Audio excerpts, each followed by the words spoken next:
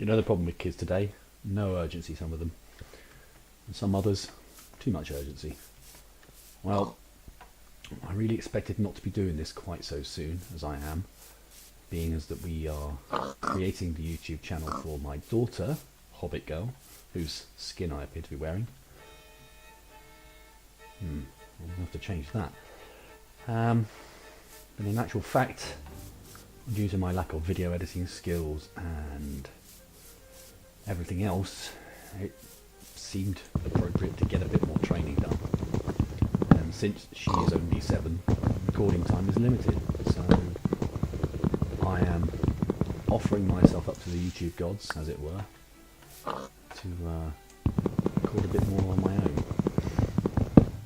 And this is going to continue in our vein of being a series for kids as well as adults, because there is going to be no swearing. There might be the odd damn blast, but then that's British, isn't it? And you know, the funny thing here is that I told her that she really ought to try and talk a bit, because it's not so interesting when you don't. But my goodness, it ain't easy, is it? So yeah, why am I speaking so soon? I really don't know. I don't know what possesses me, but as I say, the Hobbit Girl is only 7, and time to record for her is precious, really, at the end of the day. So what I'm doing is putting a few minutes to film to try and get a bit of practice in with some editing software. And it's interesting because I prepared a little speech about not taking on a spawn that's close to water, and here I am, not being picky about where I spawned. What I'm going to do is I'm going to wander over here a little bit, just to get away from the edge, and there is a reason for that, and I'll explain that later, but it's all to do with how the world grows, and wow, it's pretty interesting. And clearly avoiding the first and original Minecraft comment about tree punching, because we all know now that's what you've got to do to start the world off. Instead, I'm going to find a little place to burrow in for the night. And I'm sure that anybody who's watching this by now knows that your first day in Minecraft is primarily concerned with getting somewhere safe before it gets dark.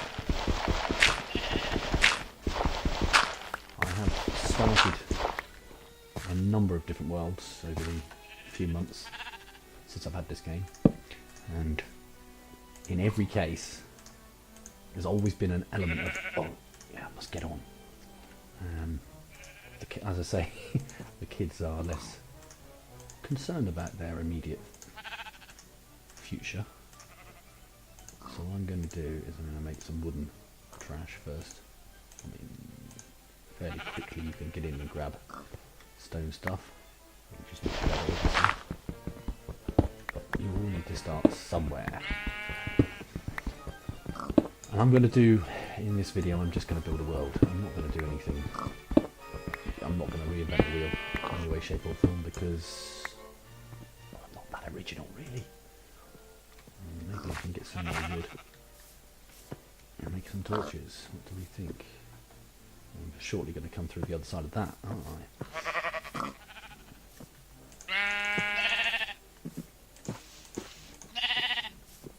The wooden pickaxe is not the weapon of choice, has to be said. So of course, this phenomenon that is Minecraft is such a globally recognised thing now. But, is there anybody who doesn't know what it is?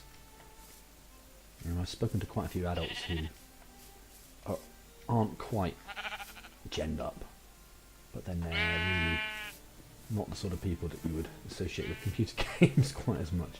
I work in IT, so my association is more with computers than gaming as such, but it's a natural progression, isn't it, when you can understand one. I was when I was a young very young man. I did write some programs and even a game or two, but it certainly wasn't something that was anything remotely like publishable. It was just, little man walks along, jumps over a block and things. It's nice to see that the technology has moved on in the 20 years or so since I was doing that on the ZX Spectrum. And for probably about 95% of people that watch this, which will probably be about 3 of you, a ZX Spectrum was a very, very old computer, but not quite as old as the ones with tapes on, although it did have a tape drive.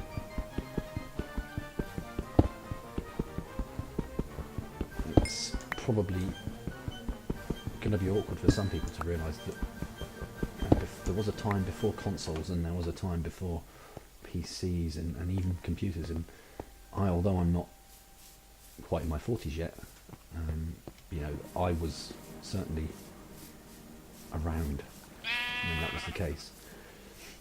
So it's interesting to see that things progress, technology moves forward all the time, obviously, and what one generation is familiar with, another one is a distant memory. So that's by way of my sort of justifying my existence. I suppose programming was probably a bit of a bit of a liberty to call it that.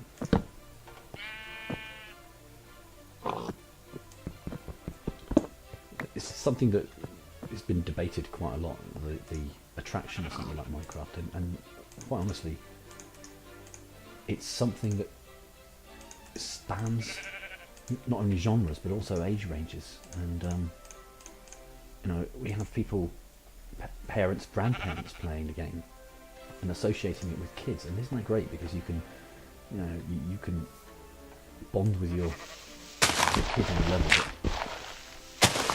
previously no one would have been able to imagine happening. Although, having said that, when we start talking to the grandparents about Minecraft, their eyes do sort of glaze over somewhat, even though Hobbit Girl herself is quite enthusiastic about it. It's still a very alien concept. I've not got enough wood there, have I? And quite honestly, I mean, why I'm panicking to build something, I don't really know. I'm reasonably confident that I can probably survive a few minutes of darkness. It's great. I mean, this is the first time that you come up against mobs in this game. I don't know really if you're ready for it. I mean, it takes you by surprise a little. The first time a creeper ever blew up in my face, there's a nice little moment in our next, Hobbit Girl's next video, that she does get exploded by a creeper. Fortunately, she survives, but she does get one blow up right in her face, and it's a completely genuine reaction, and it's so funny because, I mean, we play together in the front room, and I sit across from her and watch her, and don't speak, obviously. You may occasionally hear me grumbling around in the background, but it's just lovely to see her reactions, because she's just so emotive, and it's a genuine frightened squeak that you get from her, not something that is a kind of forced, faked kind of situation. It's just, that's her genuine reaction. She is papping it. And I think I'm ahead of the curve. Look at that. I've managed to get myself fairly well organised. It's some supper, which is a sacrificial pig for tea. I mean, there's been a lot of debate about Minecraft. That would be the phone then.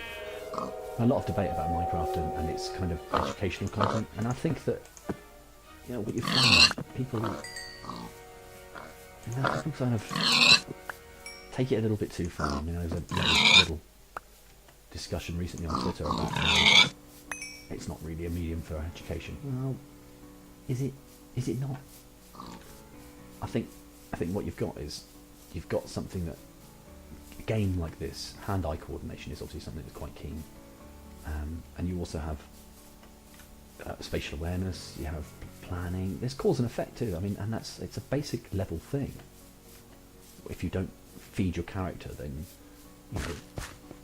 you become sick. But it's something that, in a kind of a more deeper sense, it kind of makes children understand. Oh, hello. I have a visitor already by the sounds of it. Right, let's see if he.